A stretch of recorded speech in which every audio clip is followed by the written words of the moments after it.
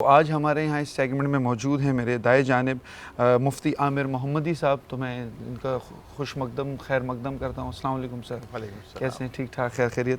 اس کے ساتھ ملک پاکستان کے مشہور و معروف ثنا خواں میرے بہت ہی عزیز بھائی گوہر بھائی، کیا حال ہیں؟ ٹھیک ٹھاک خیر خیریت. الحمدللہ بہت شکریہ. اور میری بائیں جانب موجود ہیں روحانی اسکالر ہیں ماشاءاللہ، اللہ رب العزت ان کے علم میں برکت عطا فرمائے، مسز شاہ. ٹھیک ٹھاک. اور ہمارے ساتھ موجود ہیں علامہ زہیر صاحب، میں ان کا بھی خیر مقدم کہتا ہوں. کیسے ہیں؟ ٹھیک ٹھاک ہے. آج جو ہمارا موضوع ہے اصل میں وہ ہے شک کے حوالے سے. عموماً ہمارے یہاں صرف اسلام کو چند عبادات کا نام دے دیا گیا ہے. ہم سمجھتے ہیں کہ اسلام صرف نماز، روزہ، حج، زکوٰۃ ان چیزوں کا نام ہے، لیکن رسول اللہ صلی اللہ علیہ وسلم نے تمام تر فیملی سسٹم سکھایا ہے. آپ کو بتایا ہے کہ زندگی گزارنی کیسے ہے. آپ کو تمام تر طور طریقے سکھائے ہیں کہ اگر خاندانی تعلقات ہوں، رشتہ داروں کے مابین تعلقات ہوں، بچوں کے ساتھ تربیت کا معاملہ ہو، تو یہ تمام تر معاملات کو کیسے نبھانا ہے. آج ہم دیکھتے ہیں کہ ویسٹرن باقاعدہ ہوم سائنسز کے اوپر پی ایچ ڈی کر رہے ہیں، لیکن یاد رکھیے یہ تمام تر نظام اصل میں اسلام کا تھا. تو شک ہو، صبر ہو یا گھر کی تربیت کی بات ہو، یہ تمام تعلقات ہوں، باپ بیٹے کا تعلق ہو یا بیٹی اور باپ کا تعلق ہو، بہن بھائی کا تعلق ہو، یہ تمام تر تعلقات کے اندر جھوٹ، شک، ان چھوٹی چھوٹی چیزوں کی وجہ سے جو آہستہ آہستہ بہت بڑی ہو کر باقاعدہ فیملی سسٹم میں تباہی کا سبب بنتی ہیں. تو آج ہمارا موضوع اس حوالے سے، یہ بہت ہی انٹرسٹنگ ٹاپک ہے. ناظرین کرام اس کو بہت غور سے سنیے گا، اور ہمارے خوش نصیبی ہے کہ جید علماء کرام ہمارے ساتھ موجود ہیں جو اس موضوع پر محو کلام ہوں گے. تو سب سے پہلے میرا سوال مفتی عامر محمدی صاحب سے ہے کہ حضرت ہم یہ دیکھتے ہیں کہ فیملی سسٹم کے اوپر بہت ساری بات کی جاتی ہے، اور آج کل معذرت کے ساتھ یہ کہتے ہوئے بھی بڑا عجیب لگ رہا ہے کہ ہم بر صغیر پاک و ہند کی بات کریں، اور خصوصاً ہمارے جو کراچی شہر میں بہت سارے لوگ آتے ہیں پوچھتے ہیں طلاق کا ریشو، بہت سارے ایسے معاملات ہیں جو شک کی بنیادوں پر فیملی میں جو انتشار پیدا ہو رہا ہے. تو اس حوالے سے آپ کیا کہیں گے؟ بسم اللہ الرحمن الرحیم. آپ نے بہت اچھا سوال کیا ہے، اور حقیقت بھی یہی ہے کہ نہ صرف یہ کہ اسلام نے فیملی کو، خاندان کو بہت زیادہ اہمیت دی ہے، بلکہ ایک اسلامی معاشرے کی تشکیل میں خاندان کا بہت بڑا کردار ہے. اور خاندان کی جو اکائی ہے وہ زوجین ہیں. زوجین کو نبی کریم صلی اللہ علیہ وسلم نے محسن اور محسنہ قرار دیا ہے، یعنی یہ خود بھی ایک مضبوط قلعے کی مانند ہوتے ہیں، اور رشتہ احسان میں مبتلا ہو کر یہ خود بھی اپنے آپ کو معاشرے سے جو برائیاں ہیں ان سے بچاتے ہیں، بلکہ اپنی آنے والی نسلوں کی بھی اسی طرح تربیت کرتے ہیں. اگر ہم اسے اس تناظر میں دیکھیں کہ ایک شادی جب کی جاتی ہے تو اس شادی کے کرنے سے پہلے سوچنے کا، سمجھنے کا، پرکھنے کا، دیکھنے کا، مشاورت کا، معاملات کی دیکھ بھال کا بہت وقت ہوتا ہے. لیکن عموماً ہمارے ہاں چٹ منگنی پٹ بیاہ کا رواج ہوتا ہے. پھر وہ جو بیچ میں کمرشلائز ہو گیا معاملہ کہ رشتہ کرانے والے اور کرانے والیاں وہ اتنا دباؤ ڈالتے ہیں، لگتا ہے کہ یہ پلاٹ اگر آپ آج بک نہیں کرایا، جس طرح اسٹیٹ ایجنٹ کہتا ہے کل کوئی اور لے جائے گا، تو اسی طرح ہوتا ہے کہ آپ رشتہ ڈال دیں، منگنی کر دیں، پیغام دے دیں، ورنہ تو بہت سارے پیغام آئے ہوئے ہیں. تو لوگ ہاپا داپی میں اور گھبراہٹ کے عالم میں اور جلد بازی میں، اور حدیث میں آتا ہے العجلۃ من الشیطان، یہ جو عجلت بازی ہے یہ شیطان کی طرف سے ہوتی ہے، اور اس میں غلط فیصلے ہوتے ہیں. تو جو اصل وقت ملا تھا سوچنے کا، سمجھنے کا، پرکھنے کا، دیکھنے بھالنے کا، وہ تو ضائع کر دیا. اب جب چٹ منگنی پٹ بیاہ ہوئی تو اب تھوڑے ہی عرصے کے بعد ایک دوسرے کے مزاج کو سمجھنے کا جو وقت تھا اس میں جو ہے وہ دراڑیں پڑنا شروع ہو گئیں اور پرابلم شروع ہو گئی.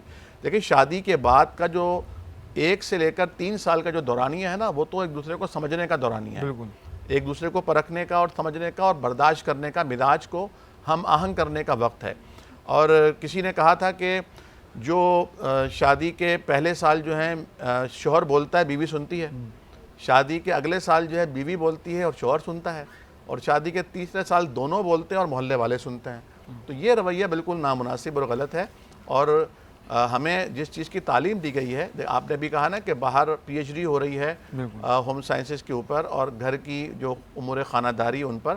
ہمارے پیارے نبی اسلام کا تو اس زمانے میں یہ فرمان تھا جو اساس بنا، فرمایا خیرکم خیرکم لأہلہ، بے شک تم میں بہترین وہ ہے جو اپنے گھر والوں کے لیے اچھا ہے. تو بہترین شوہر وہ ہے جس کی بیوی اس سے خوش ہو, اور بہترین بیوی وہ ہے جس سے اس کا شوہر خوش ہو. تو ایک دوسرے کو خوش کرنے کا جتن کرنا ہے. بالکل ایسا ہی ہے, بڑی خوبصورت بات کی. اسی سے میرے ذہن میں ایک سوال آیا ہے اور میں یہ سوال علامہ زہیر صاحب سے پوچھوں گا. عموماً جیسے عامر محمدی بھائی نے کہا کہ بالکل ایسا ہی ہے کہ شادی کے معاملات میں ہم بہت جلدی تیزی کر لیتے ہیں, اور بہت بار ہمارے ہاں معاشرے میں حقیقتاً ہمیں یہ بھی نہیں پتہ کہ شادی سے پہلے ہمیں کیا کیا چیزیں دیکھنی چاہیے. اگر کوئی لڑکی ہے وہ اپنے لیے کسی لڑکے کو پسند کر رہی ہے تو کیا کیا چیزیں, کیا کرائٹیریا ہونا چاہیے, اور پھر خصوصاً اسلام ہمارے اس حوالے سے رسول اللہ صلی اللہ علیہ وسلم کی احادیث مبارکہ ہمیں کیا تعلیمات دیتی ہیں کہ اگر آپ شادی کر رہے ہیں تو شادی سے پہلے کیا کیا چیزیں ہیں جن کو ملحوظ خاطر رکھنا چاہیے اور ان چیزوں کو ترجیح دینی چاہیے. اس حوالے سے بسم اللہ الرحمن الرحیم. دو سوال, ایک تو یہ کہ شک کے حوالے سے, اور دوسرا یہ جو آپ نے سوال کیا کہ کیا کیا چیزوں کی ترجیح. تو ترجیح میں جو ایک مختصر سے جملے میں حدیث میں بیان کر دیا کہ اپنا کف, یہ کف سے مراد ہمارے ہاں اصل میں غلط لے لیا جاتا ہے. ہمارے یہاں کف سے مراد لیا جاتا ہے کہ میں صاحب دولت ہوں تو سامنے والا بھی صاحب دولت ہو. اصل میں یہ نہیں ہے, بلکہ کف سے مراد یہ ہے کہ مزاج, فکر, نظریہ اور تربیت, واہ واہ, وہ آپ کی اگر ہے ایک جیسی, تو پھر اس میں آپ کو اگر غربت ہے یا امیری ہے یا صحت ہے یا دکھ ہے, یہ سب کچھ باتیں پھر ثانوی چلی جاتی ہیں. اس لیے کہ ایک آدمی شادی سے پہلے دولت مند ہے, شادی کے بعد غریب ہو گیا, یا شادی سے پہلے غریب ہے, شادی کے بعد دولت مند ہو گیا. یہ سب دنیا میں چلتا ہے. لیکن اگر وہ جو تربیت کا معیار ہے, جو فکر اور مزاج ہے, جو نظریات ہیں, وہ اگر ایک ہوں تو پھر یہ اس قسم کے مسائل جو پیدا نہیں ہوتے. اب دوسری بات آج کل ہمارے یہاں تو ایک اور ہو گئی ہے. ہمارے عامر محمدی بھائی نے تو کہا کہ وہ رشتے کرانے والی ہیں, اب تو ڈائریکٹ بھی رشتے ہو رہے ہیں, اور وہ ڈائریکٹ رشتے جو ہوتے ہیں وہ صرف اور صرف جذبات کی بنیاد پر ہوتے ہیں. باقاعدہ علامہ صاحب ایپس کے ذریعے رشتے ہو رہے ہیں, اور اس ایپس میں آئیڈینٹیفائی کر دیا جاتا ہے کہ اس وقت جب آپ اپنی بارے میں بتا رہے ہوتے ہیں نا تو انسان بڑے خوش اسلوبی کے ساتھ اپنے آپ کو سپرلیٹو درجے میں لے کر جاتا ہے کہ میرے اندر یہ کوالٹی بھی ہے, یہ وہ پھر ایپس پر ہی بھروسہ کر کے کہ ہاں یہ وہ سائنس میچ ہو گئے 60% تو اب ہمارے یہ رشتہ ساز. وہ ایپس سے ہٹ کے میں جو ڈائریکٹ رشتے کی بات کر رہا ہوں وہ یہ کہ صاحب اسکول میں ساتھ پڑھتے ہیں, کالج میں ساتھ پڑھتے ہیں, یا دفتر میں ساتھ کام کرتے ہیں, وہ میں وہ ڈائریکٹ کی بات کر رہا ہوں. وہ سارے جو کچھ ہوتا ہے وہ ایک جذباتی سا ہوتا ہے, جس میں خامیوں پہ نظر نہیں کی جاتی, جس میں نظریات کو نہیں دیکھا جاتا, جس میں فکر کو نہیں دیکھا جاتا. جذباتی طور پر اس وقت وہ کر لیتے ہیں شادی, اور شادی کے وہ دوسرے مہینے جیسے کہ ابھی عامر بھائی نے کہا کہ 3 سال تو سمجھنے کے ہوتے ہیں. وہ سمجھنے سے پہلے ہی پھر وہ تضاد جب واضح ہونے لگتا ہے, فکر کا تضاد, مزاج کا تضاد, تو پھر وہ جھگڑے مسائل ہو جاتے ہیں. بالکل ایسا ہی ہے. اور ہمارے ساتھ مسز شاہ موجود ہیں جو کہ روحانی اسکالر ہیں. میں آپ سے اسی حوالے سے بات کروں گا جب ہم بچوں کی تربیت کی بات کرتے ہیں, کیونکہ دیکھیں یہی جو میاں بیوی آگے بنے ہیں یہ بچے ہی تھے نا, ان کی تربیت ہی ہوئی. تو ہم عموماً بچوں کی جب تربیت کی بات کرتے ہیں ہم عموماً ان کے ایستھیٹک لک کے اوپر جاتے ہیں. میرے بیٹا بیٹھنا ایسا ہے, آپ نے اٹھنا ایسے ہے, آپ نے معاشرے میں کلام ایسے کرنا ہے, لیکن ہم کبھی اپنے بچوں کے روحانی معاملات کو نہیں دیکھتے. میرے بیٹا تمہاری روح بھی تمہارے ساتھ ہے, وہ ذکر اذکار سے پروان چڑھے گی, تم نے نمازیں پڑھنی ہیں. اگر کوئی ہمارے ناظرین دیکھ رہے ہوں تو آج ان کو یہ سبق بھی دیں کہ اپنے بچوں کے آپ ایستھیٹک لک پہ تو کام کر رہے ہیں, فزیکل لک پہ تو کام کر رہے ہیں, جو بظاہر اٹائر ہے, فزیکل اپیرنس ہے, اس پہ تو کام ہو رہا ہے, لیکن روحانی معاملات بھی ہے. ایک بچے کے ساتھ روح بھی جڑی ہے. تو روح کو پروان چڑھانے کے لیے, روحانی تربیت کرنے کے لیے بچے کے لیے کیا چیزیں ضروری ہیں؟ الحمدللہ رب العالمین والصلاۃ والسلام علی سید انبیاء المرسلین اہل بیت اطہار اجمعین. آپ پر اور تمام دیکھنے سننے والوں پر اللہ کی رحمت ہو. ماشاءاللہ آپ نے بڑا بہترین اور کامیاب سوال کیا ہے, جو کہ یہ سوال بہت کم کیا جاتا ہے, کہ جسمانی اور دنیاوی طور پر تو غور کر لیا جاتا ہے, روحانی شخصیت پہ کوئی نہیں دیکھتا. تو آپ کے اس چینل کے توسل سے اور آپ کے اس سوال سے شاید بہت سارے لوگوں کو اس بات کا علم ہو جائے گا. آپ نے بات جیسے شک کی تھی, تو اس شک میں تھوڑا سا ذرا ایک بات کا میں بھی کچھ عرض کر لوں, اضافہ تو نہیں کر سکتی, کہ اللہ تبارک و تعالیٰ نے اپنی قرآن کریم کی کتاب کا مدار ہی لا ریب پہ رکھا ہے. لا ریب, شک نہیں کرنا. جب یہ بات مکمل کر دی, سمجھا دی, طے ہو گئی, اس کی کوشش دے دی گئی, اس کے بعد ہدی للمتقین, کہ ہدایت متقیوں کے لیے ہے. اللہ نے مدار ہی اس آیت کو رکھ دیا. اب کوئی اگر مسئلہ ہوتا ہے, کوئی بات ہوتی ہے, کوئی ٹاپک ہوتا ہے, تو اسی کا حل غور کرنے والوں کے لیے قرآن کریم میں ہوتا ہے. لیکن سورہ فاتحہ میں فرمایا اللہ تعالیٰ نے انعمت علیہم غیر المغضوب علیہم, جو باتوں پہ انعام رکھا ہے اللہ نے، ان باتوں سے آپ نے انسیت رکھنی ہے، محبت رکھنی ہے، رغبت رکھنی ہے۔ اگر آپ انعامی یافتہ باتوں سے رغبت رکھیں گے تو شک و شبہات سے بہت دور رہیں گے، اور جن باتوں میں آپ کے لیے اذیت ہے، تذبذب ہے، مشکلات ہیں، جو باتیں آپ کو گمراہی میں ڈال دیں، ان سے آپ نے والدین دور رہنا ہے آپ نے۔ بالکل بڑی خوبصورت بات ہے کہ آپ نے کہا کہ جب ہم قرآن شریف کو پڑھتے ہیں یا کوئی بھی اسلامی عبادت کرتے ہیں وہ بغیر شک و شبہ کی ہوتی ہے، وہ 100% اللہ نے مداری رکھ دیا لارے، بالکل ایسا اور ہی کئی جگہ پہ انا کا لفظ بھی جو استعمال کیا جاؤ یا بے شک کسی آیت سے پہلے کہا تو اللہ خود بھی کہتا ہے کہ آپ شک سے دور رہیں۔ دوسری بات آپ نے بچوں کے لیے کہی، تو بچوں کے لیے میں ایک بات بتاؤں، سکھانے والے کا نام ہوتا ہے استاد۔ جو اچھا استاد ہوتا ہے وہ بہترین طریقے سے پڑھاتا ہے، جو اور زیادہ اچھا یہ استاد بات آپ کی نا بہت اہم ہے، اور میں یہ چاہ رہا ہوں جب یہ بات ہو نا تو بیچ میں کوئی خلل نہ پڑے، اس وجہ سے کیونکہ ابھی تھوڑا سا خلل آنے والا ہے جو کہ بریک کی صورت میں آنے والا ہے۔ انشاءاللہ بریک کے بعد اسی سوال کو میں کنٹینیو کروں گا۔ یہ بہت ہی لازم سوال ہے کہ ہم اپنے بچوں کی روحانی تربیت کیسے کریں، اور اسی طرح ہمارے ساتھ علماء موجود ہیں۔ ہم جا رہے ہیں، آپ کہیں نہیں جائیے گا، ٹی وی کے سامنے رہیں، انشاءاللہ چند لمحات بعد آپ کے سامنے پھر سے حاضر ہوتے ہیں انشاءاللہ ایک چھوٹے سے بریک کے بعد۔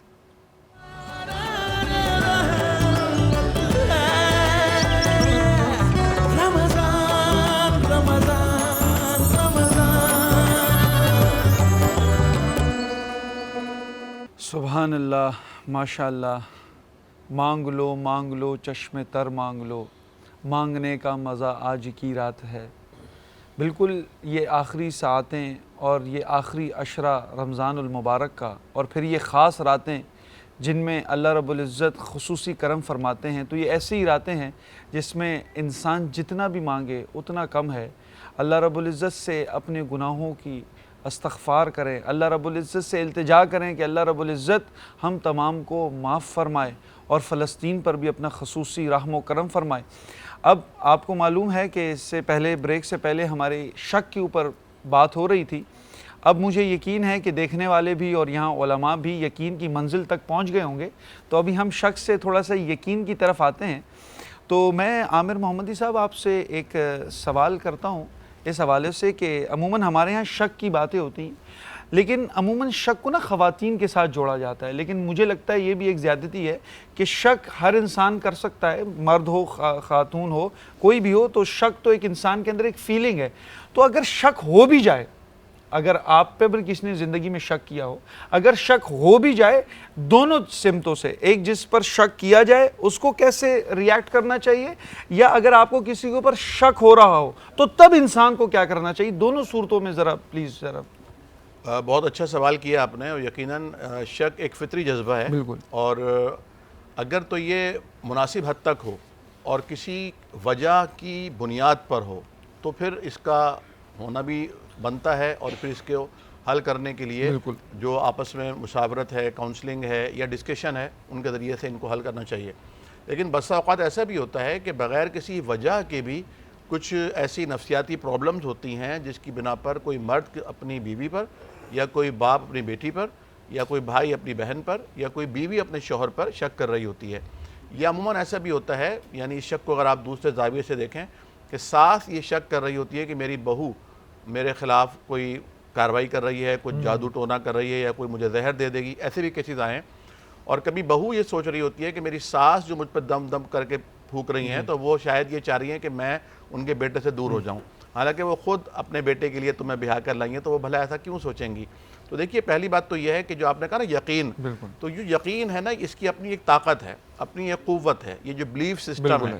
تو آپ سب سے پہلے تو یہ کہ اللہ پر بھروسہ رکھیے کہ ساری کائنات کا نظم اور نقش چلانے والی اللہ کی ذات ہے۔ اگر ساری دنیا بھی آپ کے خلاف کچھ کرنا چاہے اور وہ نہ کرنا چاہے تو کچھ نہیں ہو سکتا۔ دوسری بات یہ کہ آپ کو اپنے آپ پر بھی ایک بھروسہ ہونا چاہیے، اگر آپ اچھا کر رہے ہیں تو آپ کے ساتھ اچھا ہی ہوگا، برا نہیں ہوگا۔ تیسرا یہ ہے کہ ان امور کے اوپر توجہ دینی چاہیے جن کی وجہ سے یہ شک کا دروازہ کھلا ہے، کیونکہ کہا جاتا ہے شک جس روزن سے، جس سوراخ سے دماغ میں داخل ہوتا ہے، یقین، بھروسہ، اعتماد وہیں سے باہر چلا۔ جس طرح بہن نے کہا کہ لا ریب جو ہے وہ پہلا سبق ہے اور مدار ہے قرآن کا، اگر آپ یہیں شک پر ہیں تو آپ آگے مت بڑھیے، پہلے شک دور کیجئے۔ تو اب اگر ایسی کوئی کنڈیشن خدا نہ خواستہ کہیں پیدا ہوتی ہے، جیسا کہ عموماً بیویاں اپنے شوہروں پہ شک کرتی ہیں، بالخصوص اگر وہ کہیں خواتین میں اٹھ بیٹھ رہے ہوں، زیادہ ایسا کام کرتے ہوں، یا کہیں یہ گرلز کالج میں پڑھاتے ہوں، یا اس قسم کی کوئی ایکٹیویٹی ہو، یا وہ کچھ تھوڑے سے سوشل ہوں. جی. بعض لوگ ہوتے ہیں نا کہ جو ہر ایک سے سلام دعا کر رہے ہوتے ہیں, بات چیت کر رہے ہوتے ہیں, تو ان پر بھی شک ہو سکتا ہے. تو اس کا علاج ہے یہ کہ پہلے تو میں نے کہا نا 3 سال تو کم از کم سمجھانے کے ہیں. دوسرا یہ کہ ہمیں ایک پاز لینا چاہیے, جب بھی کوئی جھگڑے کی کیفیت آئے تو اسے فوراً حل نہیں کرنا ہے, بالکل ایسے, کیونکہ یہ کوئی کسی اسٹوڈیو میں چلنے والا پروگرام نہیں کہ اینکر کہیں اور چلا جائے گا, ابھی آپ کو جو کہنا کہہ دیں. یہ تو ایک فیملی ہے نا, تو فیملی کے اندر تو آپ کو ایک پاز دینا چاہیے, ایک کولنگ تھراپی ہونی چاہیے کہ بھائی ٹھیک ہے آپ نے اپنا مدعا بیان کر دیا, مجھے 2 گھنٹے چاہیے. 2 گھنٹے آپ سوچیں کہ جو ان کے ذہن میں یہ خیالات پیدا ہوئے ان کو میں دور کیسے کروں گا. بالکل ایسے, کیونکہ اگر آپ نے فوراً رپلائی دیا تو وہ غصے کا ہوگا, وہ شدت کا ہوگا, اور پھر اس سے معاملہ سلجھنے کے بجائے بگڑ جائے گا. بالکل ایسا ہی ہے عامر محمدی صاحب. میں اسی حوالے سے ایک بات سن رہا تھا, وہ کسی نے بڑا خوبصورت کہا کہ جب ہم نے میاں بیوی نے آپس میں طے کیا کہ جب ہماری شادی ہو جائے گی, جب تمہیں کبھی غصہ آئے, میاں شوہر کو کہا جب تمہیں کبھی غصہ آئے تم ایسا کرنا کہ گارڈن کی طرف چلے جانا, پاز لے لینا آپ کی بات. اور پھر وہ خاتون نے کہا اگر مجھے کبھی غصہ ہے تو میں کچن کی طرف چلی جاؤں گی, پاز لے لوں گی. تو انہوں نے کہا ماشاءاللہ ہماری شادی کو 10 سال ہو گئے اور تب سے میرا خاوند گارڈن میں ہے اور میں کچن کے اندر ہوں. تو اتنا پاز بھی دیکھیں کہ اتنا پاز بھی نہ ہو. خیر,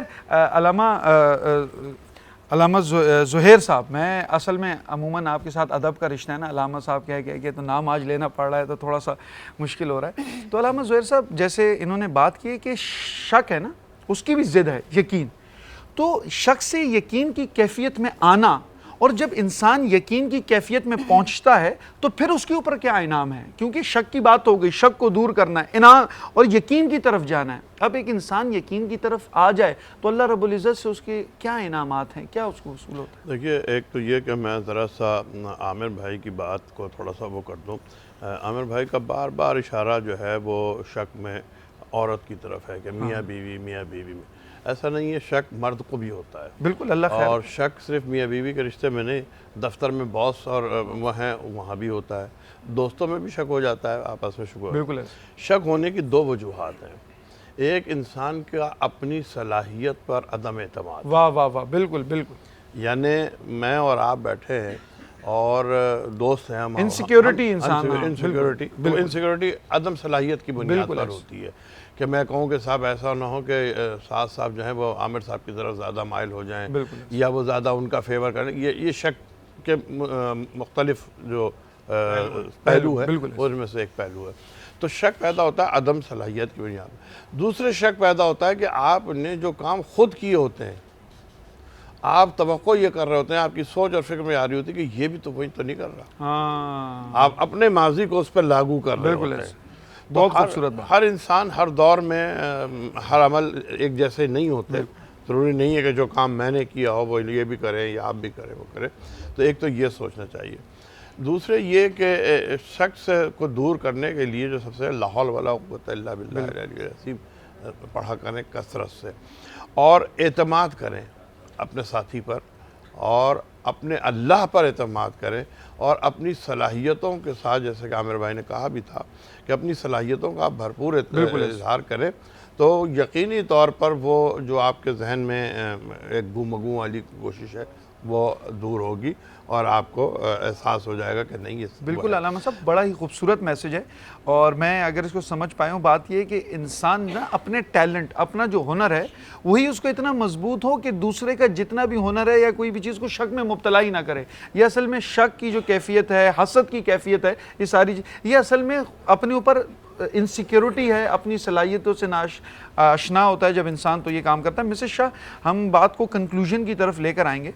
آپ کیونکہ ایک روحانی اسکالر ہیں, مجھے یہ بتائیں ایز اے روحانی اس کی کیا پرسپیکٹیو ہے کہ ایک انسان جب شک سے یقین کی کیفیت میں آتا ہے تو روحانی طور پر کیا اثرات ہوتے ہیں, اور اس کے روحانی طور پر کتنی مضبوطی آتی ہے اس کو؟ جی, اگر میں پچھلے سوال کا تھوڑا سا ایڈیشن کر دوں اپنے بچوں کے حساب سے. ایڈیشن کر دیں, لیکن کنکلوژن ٹائم اتنا ہی ہے. جی بالکل. بس دیکھیں جس طرح آپ نے کہا نا کہ بچوں کی روحانی تربیت, تو بہترین استاد اچھا پڑھاتا ہے, اس سے زیادہ اچھا سمجھاتا ہے, اور جو سب سے بہترین ہوتا ہے وہ کر کے دکھاتا ہے. جناب رسول خدا نے جتنی تعلیمات دی وہ سب کر کے دکھائیں.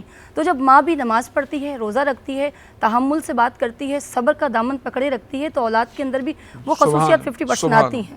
اب اس کے باوجود نہیں آ رہی تو ان کی روحانی تربیت کو آپ پہلے جج کرتے ہیں کہ ان میں کیا کیا کہاں کہاں پہ خرابی ہے.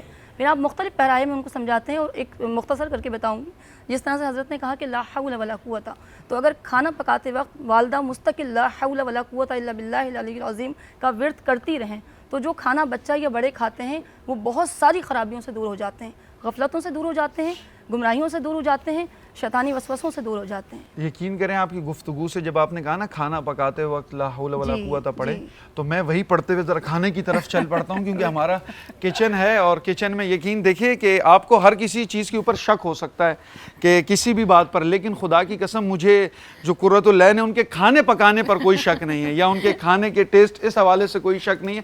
میں نے ان سے پوچھا آپ نے پکایا کیا ہے، تو انہوں نے کوئی ڈائنامائٹ کر کے کچھ مجھے بتایا، تو جتنا نام سے مجھے وہ انٹرسٹنگ لگ رہا ہے، تو ذرا آپ بتائیے کہ ڈائنامائٹ ہے کیا؟ جی ڈائنامائٹ چکن ہماری ریڈی ہو چکی ہے، اور سعد بھائی بہت شکریہ آپ کی اتنی تعریفوں کا۔ اب چکن تو ہماری ریڈی ہو گئی ہے، اور اینڈ میں جو ہمارا ایک ہینڈ واش کا وہ ہے کہ بالکل ہاتھ دھونا بہت صفائی نصف ایمان ہے، اور ہمیں ہاتھ دھونے چاہیے۔ سعد بھائی آپ کو یہ پریس کر کے رکھنا پڑے گا۔ میں بالکل سر میم یہ اصل میں پانی اس میں کبھی کبھی آتا ہے نا، تو اس میں میں نے کہا ایسے ہی پانی نہ تھینک یو سو مچ۔ اور لائف بوائے دے ہمیں 100% جرمز پروٹیکشن، وہ بھی 10 سیکنڈس میں، اور دیکھ سکتے ہیں کہ ہماری چکن ریڈی ہو گئی ہے، اور اب آپ کو یہ روزے میں ٹیسٹ کرنی ہے افطار پہ، اور پھر مجھے بتائیے کیسی لگی۔ نہیں، ہم نے افطار سے پہلے ہی دیکھ کے میں نے کہہ دیا، اس میں کوئی شک نہیں، یقین ہے وہ دیکھ کے بتایا جا سکتا ہے کہ ماشاءاللہ بڑا ٹیسٹی ہوگا۔ اور اسی کے ساتھ جیسے آپ کو معلوم ہے کہ وقت کے دامن میں اتنی گنجائش نہیں ہوتی، دل تو کرتا ہے آپ سے بات ہوتی جائے، دل تو یہ بہت کرتا ہے کہ علماء کی گفتگو سنتے ہوئے ہم اپنے علم میں اضافہ کرتے رہیں، یہ بہاریں اسی طرح سجتی رہیں، آپ سے ملاقات ہوتی رہے، لیکن وقت کے دامن میں اتنی گنجائش نہیں ہے۔ اور میں تمام علماء کرام سے اجازت چاہوں گا۔ بہت بہت شکریہ عامر محمدی صاحب، علامہ زہیر صاحب، مسز شاہ، اور میں ہماری ثنا خان ہیں سیدہ نادیہ صاحبہ، میں ان کا بھی شکریہ ادا کروں گا۔ اصل میں نام سے تھوڑا سا سیکھ رہا ہوں، انشاءاللہ آپ بھی دعا کریں تو نام بھی میرے ذہن میں اس طرح آتے جائیں گے۔